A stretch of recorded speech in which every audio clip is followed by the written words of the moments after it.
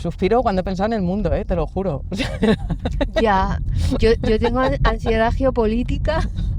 No sé si esto está diagnosticado o no, pero... Y después va a Cuba y después Colombia, de repente me da el corazón como digo, esto es ansiedad geopolítica. Oye, ¿no hay ansiedad climática? Pues también la Sí, no. geopolítica.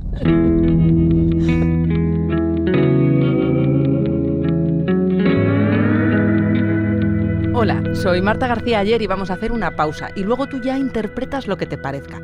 Cada uno, cada una pensará algo distinto de este episodio y todas esas opiniones juntas formarán la realidad. ¿Por qué cada vez es más difícil ponerse de acuerdo en algo? ¿Son todas las opiniones igual de válidas o eso nos llevaría a un relativismo sofocante? ¿Importan los hechos más que las opiniones? Pues vamos a hablar hoy de la normalización de la mentira, de cómo hemos sustituido la pluralidad por una lógica tribal.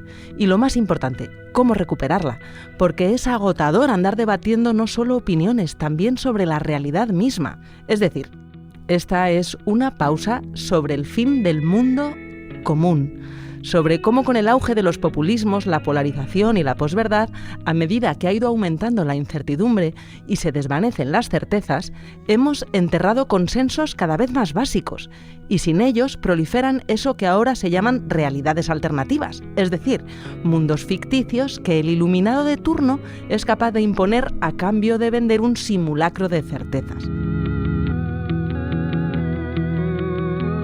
¿Qué está pasando con la verdad y con la confianza y con la realidad? Es un tema, ya lo sabes, que me obsesiona desde hace tiempo. Lo hemos hablado esta temporada de pausa con los detectives de los bulos, con Clara Jiménez y Carlos Hernández, pero también con Daniel Iriarte en el episodio de la geopolítica de la confusión. Episodio, por cierto, muy vigente estos días. La realidad es cada vez más difusa y no es solo un problema de los deepfakes y la inteligencia artificial, sino de la pérdida de confianza de un espacio público cada vez menos tolerante con lo plural. Vamos a hablar de todo esto con Marian Martínez Bascuñán, profesora de Ciencia Política de la Universidad Autónoma de Madrid y autora de El fin del mundo común, un libro que se supone que va de Hannah Arendt, pero que en realidad va de nosotros. Pero antes te voy a contar una historia, la historia de la compota de manzana. Mejor dicho, de qué pasaría, como cuenta Rafael del Águila, si alguien afirmara que el centro de la Tierra está hecho de compota de manzana. La mayoría ni le creeríamos ni nos molestaríamos en verificarlo. Pero ¿y si cada vez más gente empezara a creerlo? ¿Y si se convirtiera en una opinión que exige ser tan respetable como la de aquellos que dicen que está compuesta de hierro, níquel, azufre y silicio?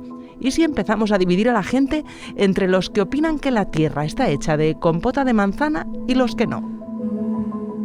Pues Marian nos cuenta en su libro que a lo mejor la verificación técnica no funciona tan bien cuando la verdad se convierte en una cuestión de identidad.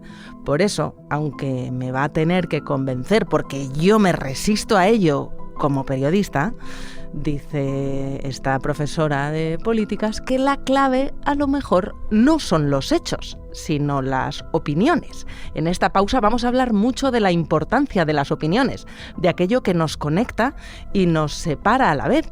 Nos conecta porque estamos todos en la misma realidad, pero al mismo tiempo nos separa porque cada uno la ve desde una perspectiva distinta. En el mundo común del que habla nuestra invitada de hoy, no se trata de que todos pensemos igual, sino de que todos podamos discrepar sobre el mismo mundo. ¿Por qué llevarnos la contraria es fundamental para ponernos de acuerdo?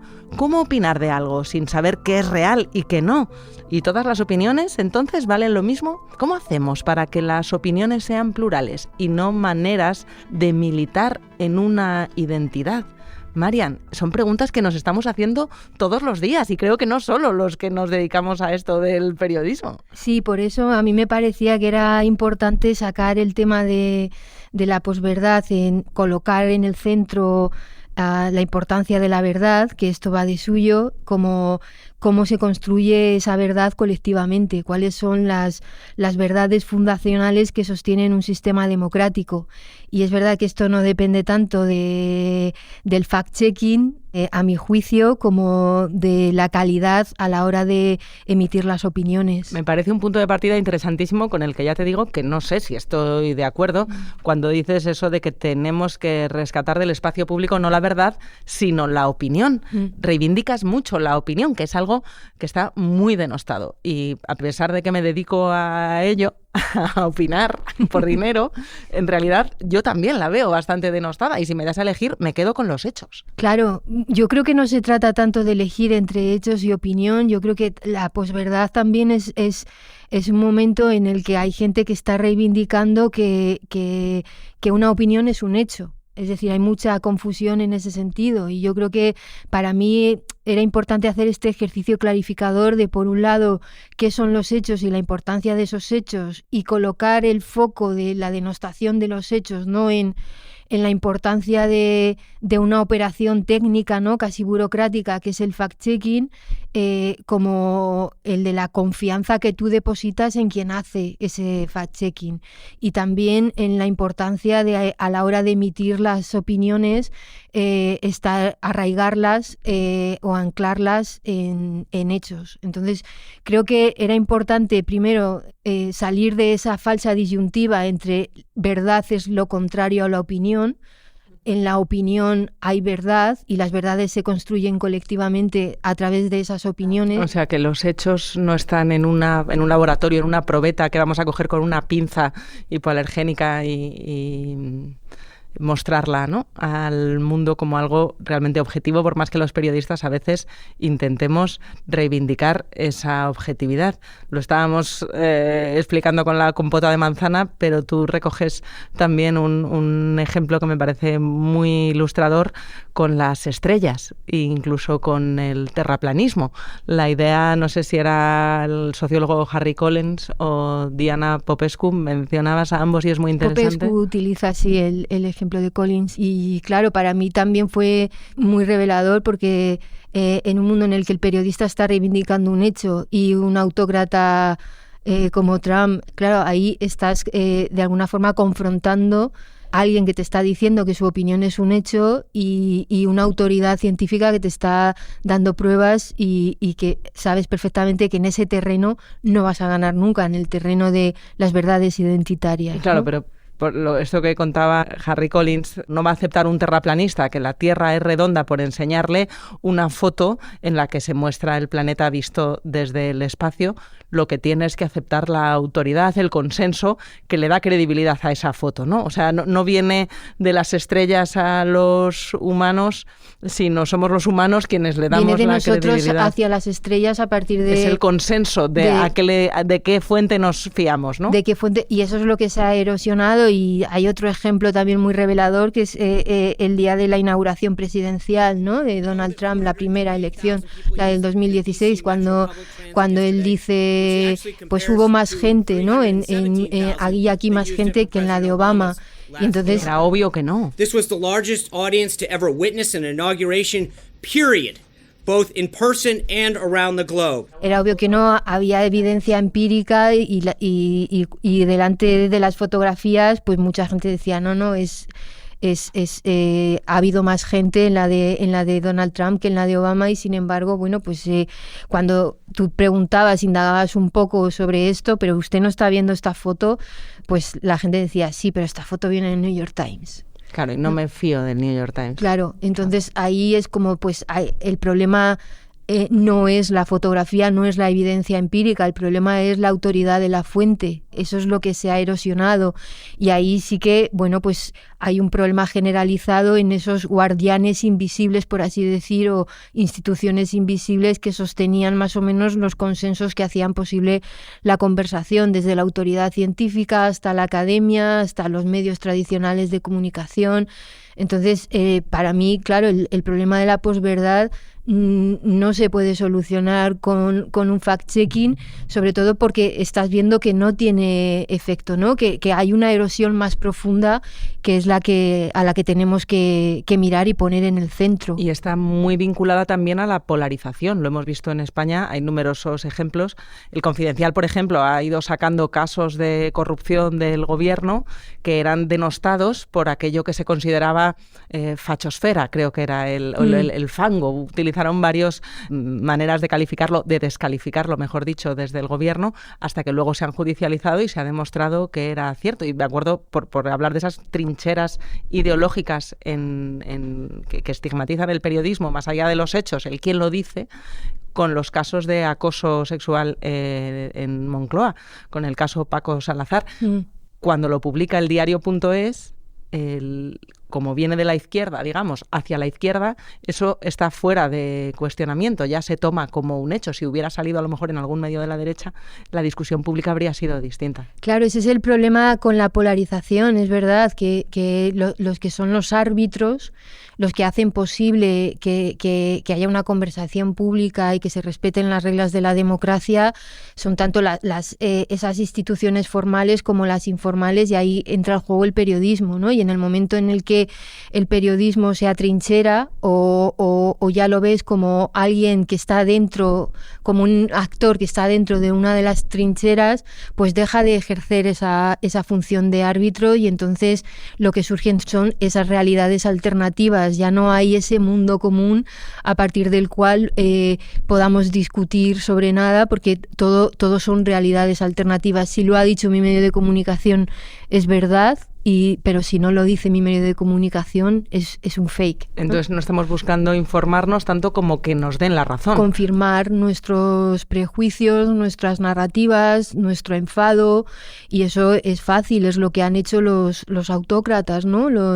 La gente no es tonta, o sea, una teoría de la conspiración funciona porque nombra un malestar, porque señala a alguien a quien hay que odiar, pone ese rostro a la furia, y cuando hay mucha gente que se siente excluida, que se ha dejado de sentir interpelada, que es invisible, pues y de repente aparece en el centro de estos discursos, pues una ansiedad que puede ser existencial o económica o material, pues se canaliza a través de la identidad y sobre todo del reconocimiento, ¿no? Y luego otra cosa que cuentas muy bien es cómo esto no es la primera vez que nos pasa. Es la primera vez que nos pasa a nosotros, claro, que vivimos en un tiempo tan dislocado en el que la realidad es difícil de seguir por lo mucho que se acelera y lo polarizada que está.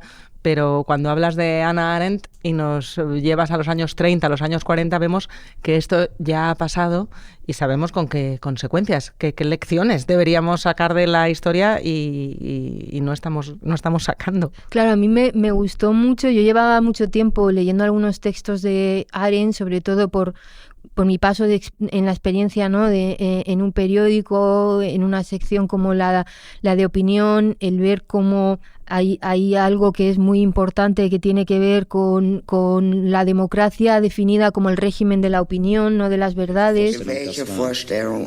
Ich bin der Meinung, objektiv, dass das mit dem Jüdischsein zusammenhängt. Ich wusste zum Con esa discusión tan bonita que ella tiene con Orwell, ¿no? Que se plantea en esos términos, ¿no? De cómo Orwell está, y hay toda una generación en ese momento que está obsesionado con las verdades que vienen del totalitarismo, ¿no? Pero al mismo tiempo de cómo salvar esa verdad objetiva frente a las realidades alternativas que están creando los regímenes totalitarios, y cómo ella pone el foco no en cómo defendemos la verdad frente a la mentira, sino cómo defendemos la verdad sin matar la democracia, ¿no? Y entonces para mí era eso fundamental, ¿no? Cómo opinamos, cómo emitimos nuestros juicios, y es verdad que en ese momento pues están en esas lógicas también de la lealtad de tribu, de cómo se sigue antes al líder que a los garantes tradicionales de la verdad, de la importancia, ¿no? De mirar al mundo, de pensar con otros. Ella habla de esa imaginación empática, ¿no? De la necesidad de pensar, la independencia de criterio, de decidir también a qué le damos relevancia política, ¿no? O qué lectura política damos a determinados hechos. Hay otro ejemplo que me pareció también también muy interesante, que es con el memorándum de Downing Street. On Iraq, the so-called Downing Street memo from July 2002 says intelligence and facts were being fixed around the policy of removing Saddam through military action. Is this an accurate reflection of what happened? Filtra por la prensa británica y ahí queda claramente expuesta pues la política de Tony Blair y cómo era pues un perrillo faldero de Bush, ¿no? We were trying to look for a way of managing to resolve this without conflict. Y esto casi le cuesta las elecciones a Tony Blair y, sin embargo, cuando toda esta información llega a Estados Unidos, pues pasa totalmente inadvertida, ¿no? Entonces ahí el trabajo no consiste tanto en que la prensa filtra o hace un fact-checking, sino en la ciudadanía, en la lectura política que la ciudadanía o la relevancia política que la ciudadanía está dando a esa información. Por eso a mí me interesaba mucho poner al ciudadano en el centro, ¿no? Mencionabas a George Orwell y sin duda 1984 ya se convirtió en bestseller la primera vez que ganó Trump, pero ahora con esta idea de la supremacía hemisférica y esto de las grandes potencias repartiéndose el hemisferio occidental y Asia para Xi Jinping, Europa para Putin y Trump, pues a ver con dónde para, ¿no? Claro. Todavía estamos con la duda, que lo cuenta Orwell además en 1984, que es ficción, pero unas cuantas décadas después parece que se está haciendo realidad. Brothers, we are at war with the people of Eurasia, the vile and ruthless aggressors who have committed countless atrocities and who are guilty of every bestial crime a human being can commit. Sin embargo, a Hannah Arendt la tenemos mucho menos presente para esto y esa discusión que hablas entre ellos es muy esclarecedora también. Sí, porque es como aplicar el entendimiento de lo que es una democracia, de lo que es lo político y cómo al final ese espacio común, lo decías al principio, no es que todos pensemos de la misma manera, es decir, no es que todos salvemos una verdad que es la que dice el científico. Esto también lo han hecho mucho los políticos, ¿no? Como la ciencia dice esto durante la pandemia también, ¿no? Y al final lo que se ha conseguido es erosionar un poco esto, porque la ciencia también ha conseguido, o se ha conseguido como casi ponerla dentro de una trinchera, ¿no? Cuando debería ser eso también, un árbitro para preparar las condiciones para el debate. Pero bueno, a mí me interesaba. Para mí ella entendía mucho mejor lo que es una democracia que Orwell. No estoy diciendo que... Orwell entendía bien lo que era el totalitarismo. Exacto. Claro, lo retrata muy bien, pero reivindicar la democracia y qué importante es llevarse la contraria para la democracia, ¿no? Que esto ahora parece que opinar distinto es dividir, es polarizar y en realidad... A lo mejor hay que reivindicarlo como la base de la democracia, donde todos opinen lo mismo, eso no es una democracia, ¿no? Es que no hay diversidad ni pluralidad, ahora lo que tenemos son trincheras, son tribus y en realidad pues tampoco nos interesa, necesitamos para emitir opiniones, es un ejercicio pedagógico incluso, yo necesito escuchar lo que piensan otros y a partir de ahí ser capaz de cambiar también mi propia opinión o ser capaz también de articular un juicio, ¿no? Articular una opinión, argumentar. Esto lo hacemos mucho en clase, cuando el primer día se ríen de mí porque les digo, no, es que no sabéis opinar es muy difícil. No es solamente un posicionamiento, es una línea argumentativa y tú me tienes que convencer de que tal y como tú ves el mundo como se muestra ante ti, forma parte de un entramado de la realidad, ¿no? Y entre todos vamos a construir y vamos a tener una visión más omnicomprensiva de lo que es la realidad, como con el ejemplo de la mesa, ¿no? Estamos tú y yo enfrente, yo no conozco tu perspectiva, no la voy a ver como tú la ves, tú me estás viendo a mí.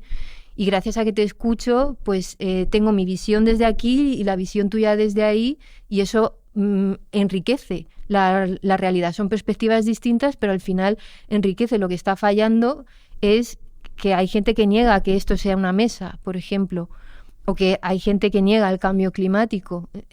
Eso es lo que está fallando, que hemos dejado de mirar al mismo mundo para opinar desde lugares distintos. Claro, hay muchas diferencias, argumentos, hay diferentes opiniones de cómo solucionar los problemas, pero tendríamos que ponernos de acuerdo en cuáles son esos problemas y ese consenso básico falla en parte por esa quiebra de la confianza en los expertos. ¿Quién tiene autoridad ahora mismo para decirnos pues qué está pasando?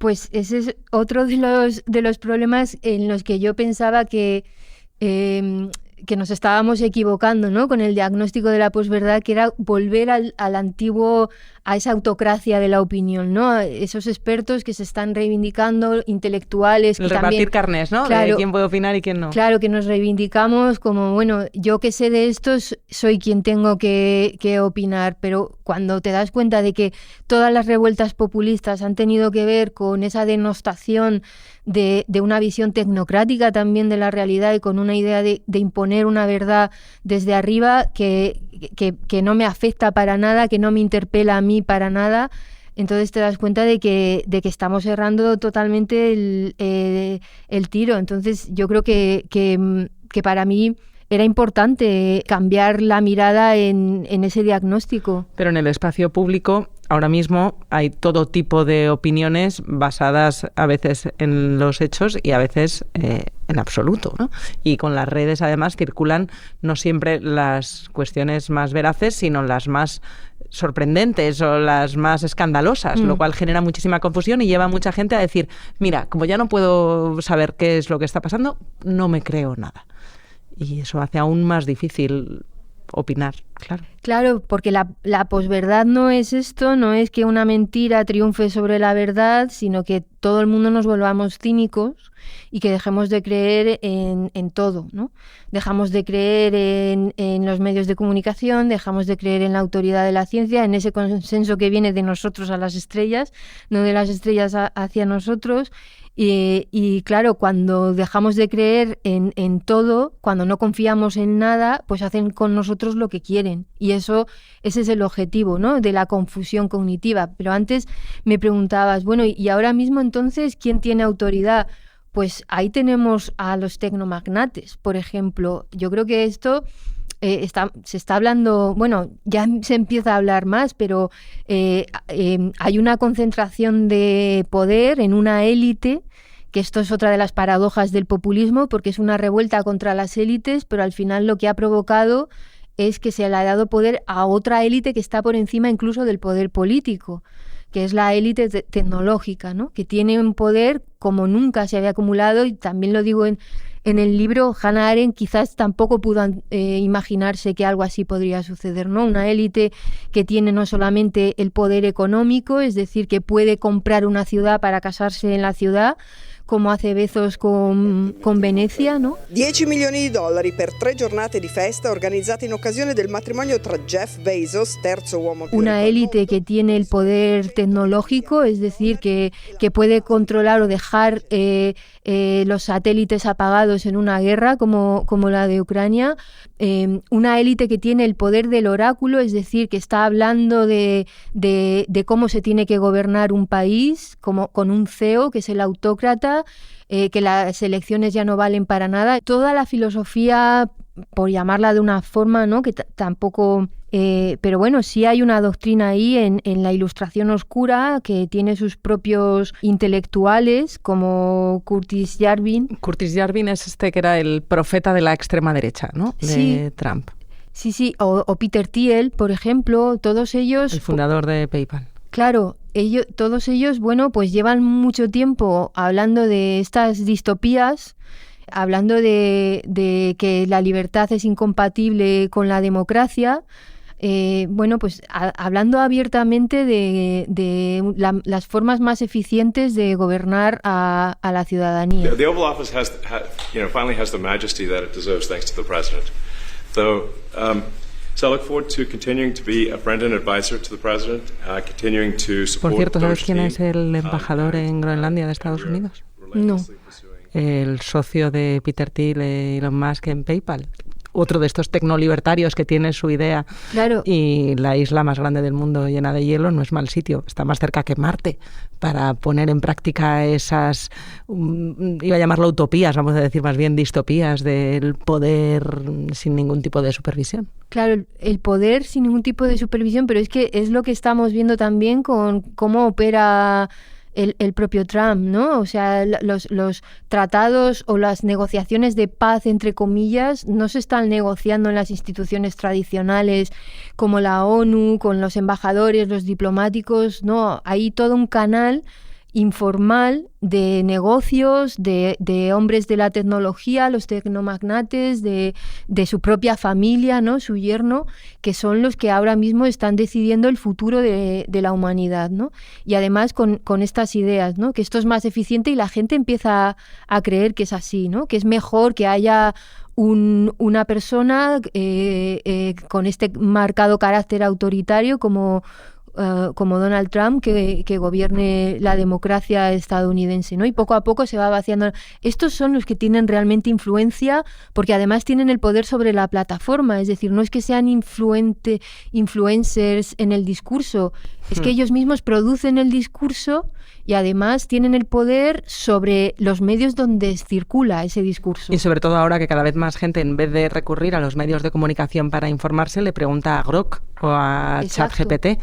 Cada vez, empieza a haber ahora investigaciones, pero es muy pronto para tener, los académicos trabajáis con otros plazos, pero ya está habiendo investigaciones muy interesantes de cómo, claro, si le preguntas a Grok, había un artículo en The Atlantic estos días que lo comentaba, qué está pasando en Venezuela, lo que te está diciendo está intermediado por la versión del mundo de Elon Musk. Exacto. De hecho, había algunos chatbots que negaban que Estados Unidos hubiera intervenido en absoluto para la captura de Maduro. Y pensar que cada vez se va a volver más frecuente recurrir a estos chatbots para preguntar qué está pasando, y quienes están detrás son aquellos que quieren sesgar esa visión del mundo y no necesariamente basándose en los hechos, resulta aún más inquietante de qué nos podemos fiar y de qué no. Espero que el periodismo ahí tenga futuro. Tú fuiste directora de opinión del País, sabes lo difícil que es conservar la credibilidad de los medios en un mundo ahora tan líquido como este. No sé, ¿cómo ves tú que podemos los medios recuperar el prestigio perdido? Porque sin duda lo estamos perdiendo.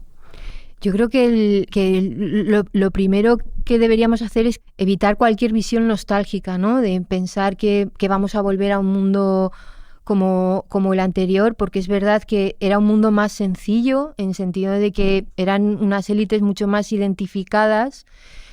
Hay que hacer una autocrítica también, esas élites fallan, yo he fallado en muchos diagnósticos, yo jamás podría haber pensado que Donald Trump fuese alguien que fuese a ganar unas elecciones, ni siquiera en la segunda elección contra Kamala Harris. El Brexit también nos pilló pues por sorpresa casi, ¿no? O sea, las encuestas han fallado también, los medios de comunicación, ese día en el que Paul Krugman dice, gente como yo que escribe en el New York Times, que opina, que es premio Nobel de Economía, no ha entendido el mundo ni el país en el que... La invasión de Ucrania la estuvieron los expertos descartando hasta que ya estaba sucediendo.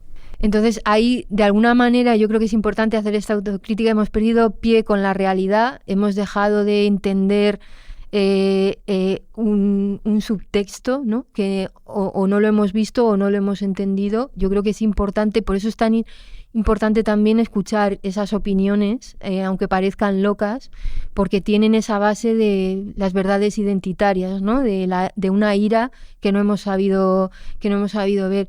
Pero por otro lado, creo que se abre una oportunidad muy interesante para los medios de comunicación. Creo que en un mundo en el que todo cada vez es más complejo y en el que cada vez hay más fragmentación y más realidades alternativas, los medios tradicionales tienen que volver a recuperar esa confianza y volver a reconstruir el tejido de lo fáctico. Y creo que siempre yo siempre que estoy perdida con mis análisis digo los básicos que han dicho los clásicos sobre estos problemas, ¿no? ¿Qué me dice Maquiavelo? ¿Qué me dice Hobbes? ¿Qué me dice...? Esos nunca fallan, ¿no? ¿Qué me dice Hannah Arendt? Que es una clásica porque es contemporánea, ¿no? Entonces volver al periodismo básico, al rigor, a la contención también, ¿no? A veces azuzamos más que contenemos, ¿no? A tirar hacia el otro lado del abismo. Y el periodismo de investigación. Ahora que hablas de la contención, estoy pensando en otra de las trampas fundamentales de la opinión. Que vale, hay que reivindicar la opinión, pero también hay que ponerla un poquito en cuarentena, porque ¿cuántas opiniones nos están vendiendo como valientes Y en realidad no son más que provocadoras, porque eso circula más rápido en las redes, ¿no? Lo de vender como esto, uy, qué valiente, fíjate lo que ha dicho contra lo woke, cuando, chico, pues tampoco no hay más que ver quién preside el mundo para ver que tan contracorriente no es ahora mismo. Sí, además que cuando ganó Donald Trump en esta segunda elección, claro, se habló de que era una revuelta contra los woke, ¿no? Sí.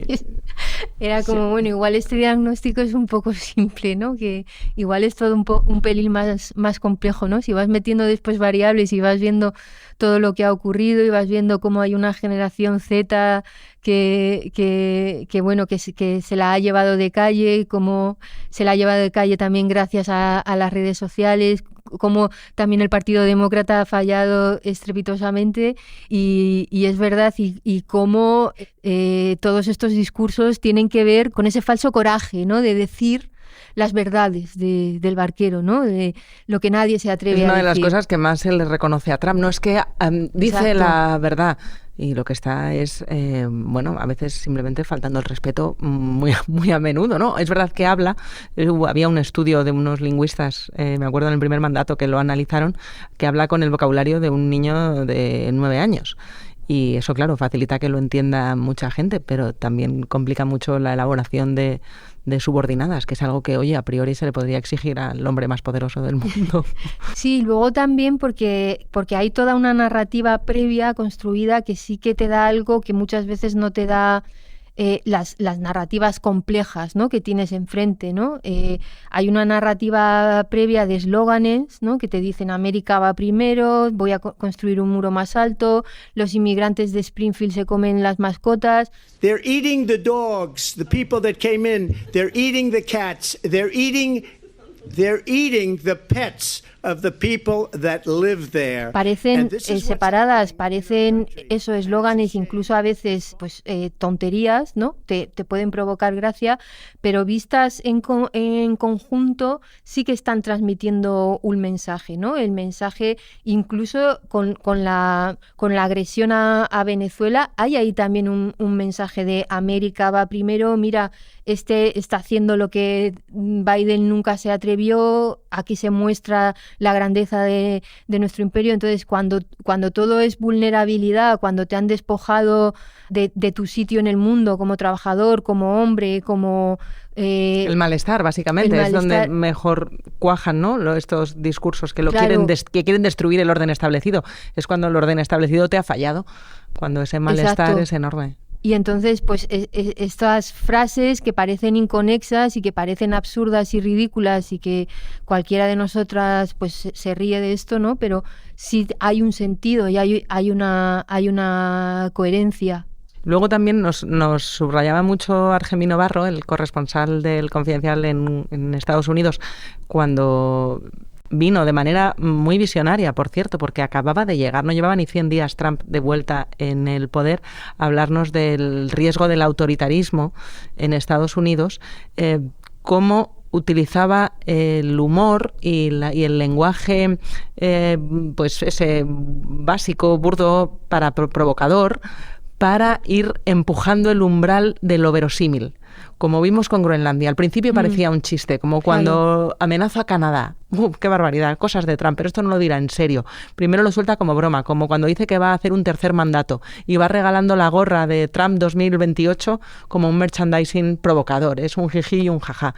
Pero se va instalando una idea que luego va convirtiendo en una realidad alternativa que ha empezado como una astracanada. Claro, esto es lo que hablábamos también sobre lo de atreverse a decir barbaridades, ¿no? De vender como una falsa valentía porque estás diciendo cosas que nadie se atreve a decir y lo que estás haciendo en realidad es romper líneas rojas, ¿no? Y al final, pues, no hay límites tampoco en el espacio público y además eso se acaba vendiendo como libertad de expresión, ¿no?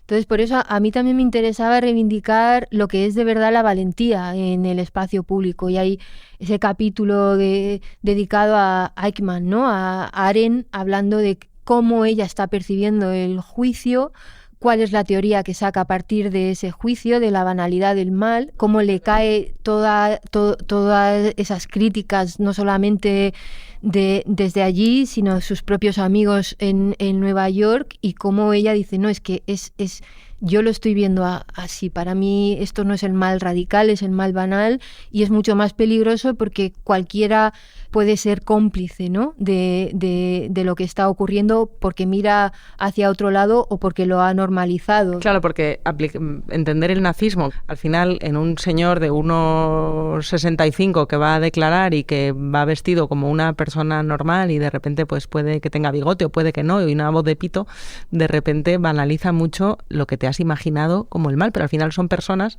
que han suspendido el juicio y han decidido no opinar, sino simplemente obedecer. Sí, y sobre todo ella está defendiendo esa idea, lo que ella está viendo y cómo la está teorizando, ¿no? Y aunque no guste a mis amigos, aunque no guste en mi tribu, yo voy a seguir defendiendo esto, y lo defendió hasta el final. Entonces, para mí esa era la valentía en la opinión, ¿no? A pesar de que hay gente que me va a dar la espalda, que me va a criticar, que incluso deja de hablarme, bueno, pues ella siempre defendió esa idea de cómo estaba viendo las cosas. ¿Y cómo lo aplicarías ahora? Pues mira, yo en el libro pongo el ejemplo de la obispa de Washington, ¿no? Fue ella la que al día siguiente de la elección presidencial también es capaz de decirle al hombre más poderoso del planeta en una iglesia que tiene que ser misericordia con los inmigrantes, que no está bien las cosas que está haciendo, que hay colectivos, que hay gente que tiene miedo. In the name of our God, I ask you to have mercy upon the people in our country who are scared now.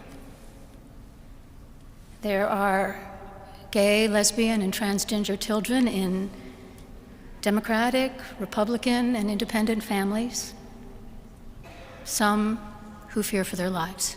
Y es capaz de decirle eso una mujer en una iglesia al hombre más poderoso del planeta, ¿no? Para mí eso es la valentía en el discurso, y ahí hay un mensaje político y además una forma de decirlo que es fácil de entender, que no tiene, es una retórica que no es de cartón piedra, ¿no?, como la del político tradicional. Todo el mundo entiende el mensaje de la obispa de Washington al día siguiente, y además le das más valor porque es capaz de, lo tienes delante y sabes que puede tener consecuencias sobre ti.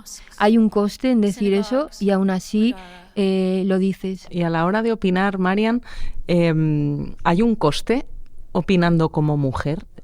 ¿Hay menos legitimidad pública en las opiniones que emitimos las mujeres que en la que emiten los hombres? Ahora mismo, en 2026, ¿hay algún hecho diferencial entre hombres que opinan y mujeres que opinan? Sí, lo sigue habiendo, y además cuando una mujer opina y tú ves los comentarios que suscita la opinión de la mujer, ves que no tiene nada que ver con lo que está opinando, sino con la identidad. Es decir, la manera que se tiene de agredir a una experta en el espacio público es a través del físico, a través de cómo viste, a través de la edad. De la edad también. De la edad, que siempre es incorrecta. A veces es porque eres muy joven o a veces es porque eres muy mayor, ¿no? Exacto. Aparte de que es mucho más difícil también todavía para las mujeres entrar como pares, ¿no?, en el espacio público. ¿Y todavía pasa esto? Lo puedo ver en las redes a menudo, pero vosotras lo investigáis desde el mundo académico. ¿Sigue sucediendo? ¿Los datos lo refrendan? Ahí sí, yo quise dedicar algunas partes también del libro a hablar sobre esto, sobre la denostación de las expertas durante el Brexit. No tuvo nada que ver con la de los expertos. O sea, las agresiones que sufrían las mujeres que opinaban sobre el Brexit en ese momento eran mucho más virulentas que las que sufrían los hombres, y con los hombres había un debate que tenía mucho más que ver con lo sustantivo, mientras que con las mujeres era directamente eran agresiones verbales.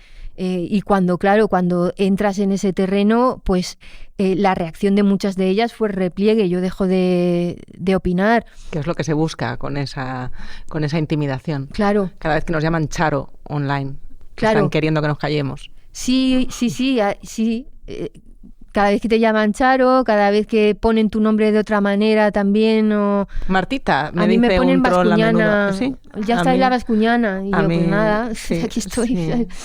Como Ahí... es bascuñán, suena más masculino, suena importante. ¿no? Claro, bascuñán, pues me dicen bascuñana, ¿no? A mí me llaman el Yesterday. Pero lo hacían también en tercero de GB, así que le veo muy poca sofisticación al troll.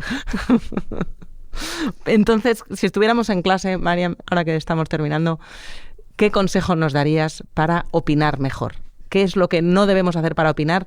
¿Cómo reivindicamos una opinión que construya una esfera pública donde haya pluralidad, donde, bueno, pues sumando diferentes maneras de ver el mundo y de ver la política y de ver lo que nos pasa, ayudemos a romper esas burbujas que cada vez nos aíslan más online y nos ayude a entender mejor lo que está pasando, ponernos en la piel del otro, qué es lo que tenemos que hacer y lo que no? Pues yo creo que lo has dicho tú al final cuando lo has expresado además con los términos que para mí mejor reflejan esta idea del pensamiento ampliado, ponernos en la piel del otro, ¿no? Salir de nosotros mismos, o sea, tener en cuenta que vivimos en un mundo compartido y que para opinar es necesario también escuchar y que muchas veces eres escuchado en la medida en que tú también escuchas. Yo creo que esto es importante. Hay otro ejemplo que me pareció muy revelador con Elon Musk, cuando él hace este saludo nazi y pretende hacernos creer que no es un saludo nazi, ¿no? De hecho, ahora también ha jugado con la imagen del alcalde de Nueva York, sí, ¿no? Diciendo que él también ha hecho un saludo nazi, ¿no? Y es como, no, mire, usted sí hizo un saludo nazi. Uno está saludando con la mano derecha y el otro está haciendo claramente el saludo nazi. Es que la diferencia del gesto, pero ahí es importante preguntarnos, ¿no? ¿Esto es un saludo nazi, sí o no? ¿Por qué es importante que no dudes sobre esto, sobre tu propia percepción? Y por qué es importante también que estés rodeada de gente que valida esa percepción, ¿no? Por tanto, la opinión no es algo que se hace en soledad, se hace en un espacio público. Yo creo que es muy importante salir de nosotros mismos para eso, imaginar cómo vería esto a alguien distinto a ti, pero sin dejar de ser tú mismo y sin anular a la otra persona cuando la estás escuchando, y tener en cuenta esto, que nuestro juicio, nuestra opinión tiene sentido en un mundo compartido, y esto no quiere decir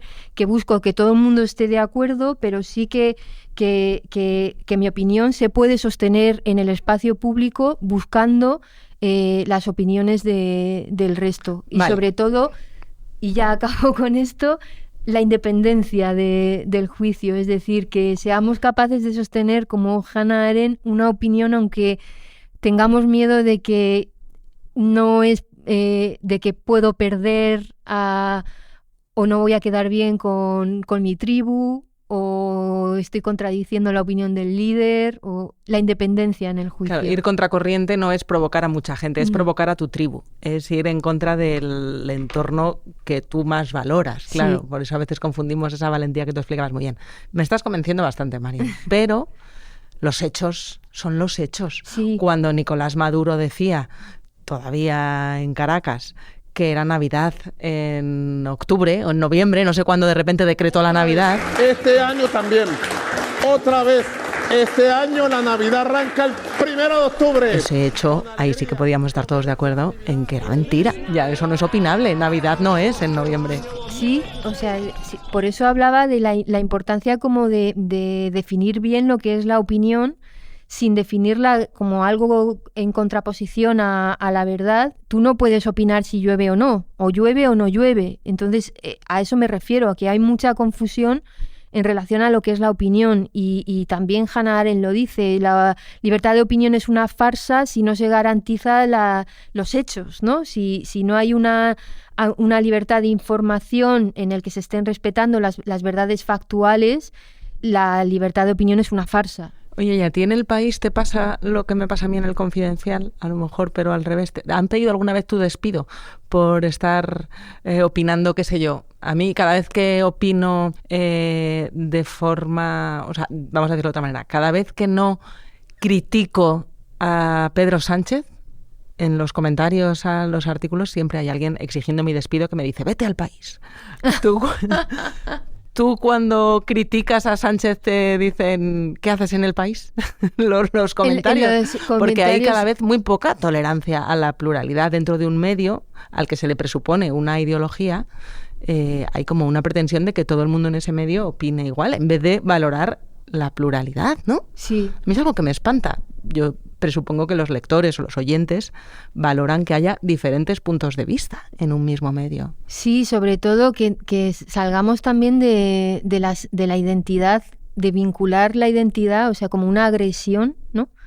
A tu propia persona, lo que es una visión distinta del mundo y punto. No hay una agresión ahí hacia tu ego ni hacia nada, ni es como ¿por qué es tan peligroso dudar o que alguien te lleve la contraria o que alguien que estás acostumbrado a leer y que de repente tiene una opinión distinta y es imprevisible, pues en lugar de provocarte una sorpresa, ¿no? Y hacerte pensar, lo ves como una traición, ¿no? Qué aburrido, si no, saber qué te van a contar antes siquiera de leerte los artículos. Ser previsible yo creo que es lo peor que puede pasar con las columnas. Sí. Y lo mejor que puede pasar, a mí desde luego es lo que más ilusión puede hacerme, es que alguien me diga que le he hecho cambiar de opinión. Sí. Porque eso es que todavía sirve de algo. Exponer una argumentación, exacto, como decías, y gente dispuesta a algo que mencionabas ahora y que creo que es me quedo con todo lo que nos estás contando, el mensaje principal, escuchar.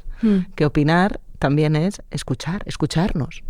Sí, yo creo que sí, que es importante tener en cuenta esto, que hay que interiorizar esto, que tenemos que hablar en la medida también en la que escuchamos, ¿no? Pues la verdad que ha sido un gusto escucharte, Marian, y tenerte en pausa.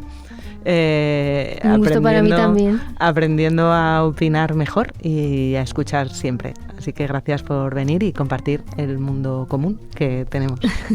Gracias por este espacio, porque realmente es un verdadero placer poder hablar aquí y conversar, y esto para mí es un espacio de mundo común. Pues para eso está Pausa, para opinar lo mejor que sabemos. Mil gracias. Gracias a ti.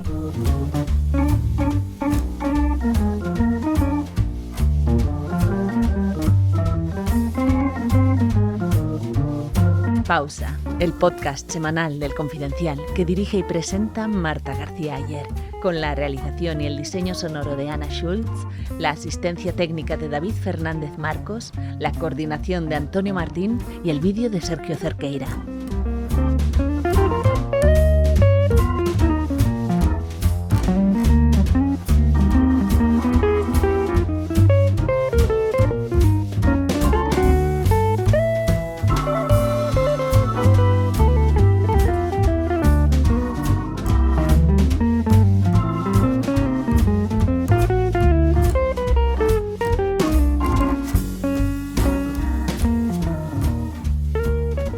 Sí, había de hecho cuando el mismo día de la captura de Maduro empezó a circular un pantallazo de un tuit que aparecía de Real Donald Trump, que ponía 250.000 likes y le afeito el bigote a Maduro. Y tenías que ir a confirmar si realmente Trump había tuiteado eso. Que no, era falso. Pero lo increíble es que vivamos en un mundo en el que eso sea verosímil. Porque, vale, era falso, pero no me parecía nada descabellado para la de cosas descabelladas que estamos viendo. Porque han revolucionado el sentido común, ¿no? Y lo que antes parecía impensable, ¿no?